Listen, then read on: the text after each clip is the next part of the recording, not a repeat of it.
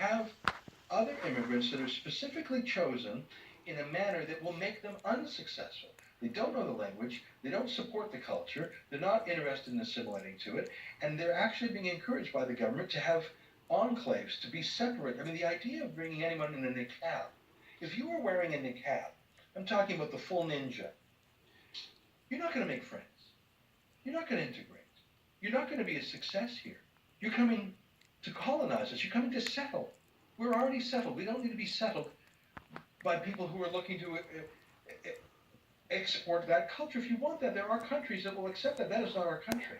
I don't go to a French restaurant in order to get tabbouleh, right? I mean, if I go to a French restaurant because I want to eat French, and there's this fundamental thing that I remember growing up, and this was just true in England, even more so in Canada, Ezra, which was, I mean, what is wrong with having babies anymore? Like, is this gone completely out the window as far as how we should organize our societies? What's wrong with the native population just having some babies? Because this is kind of a weird thing that's happened, and it's happened throughout the Western world, where since, you could say Rachel Carson's Silent Spring in the 60s, but there's been this, don't have kids, it's bad for the environment, there's all this wonderful life you can be child-free, not empty nesters, are you child-free, and don't have kids, and that zero population growth was a big thing when I was a kid, and it's really, really bad to use up all the resources in the West, no kids, no kids, no kids.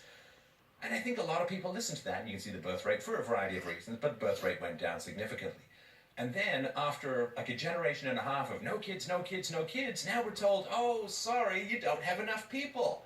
You don't have enough people, so now we have to bring in people from the other side of the planet. And it's like, nope, that's not what we were told. We were told that it was really, really bad to have kids because of too much resource usage. Take someone from Syria and bring them to Canada. They're going to use a lot more resources. And I think it's got something to do with the fact that for politicians, if the domestic population has a lot of kids, the politicians have to spend money on those kids, and they don't get votes, right? Because the kids can't vote. So bring the adults to vote if you convince your local population immediately. not to have kids, then you can bring in adults who are going to vote for you. Decrease how long you have to be in Canada before you vote. So it's stuffing the ballot and getting people in, rather than having to spend a lot of money on schools, on daycares, on pediatricians, and so on. So it's one of these creepy things that comes out of the welfare state and the redistribution of income that's the foundation of sort of post-capitalist Western society. There is this weird thing where rather than have a domestic population have more kids, it's somehow clearly to the benefit of politicians to import people from other cultures, which is, I think, not a very good... It's a pretty wild experiment. It's never succeeded before in human history, and I don't know what exactly has changed now. They also don't have to go into Syria and free their country. The city's about 40-45% Muslim, but it's really cleaved into the Muslim area, Rosengard, and then there's the Swedish area. That city will not be re-Swedenified. It won't be. It will be Islamified. And there's no iron law that says it will remain called Malmo, it will remain Christian. Constantinople, once the richest, largest, most Christian city in the world, was conquered, and now it's called Istanbul, and the great Hagia Sophia was turned into a mosque.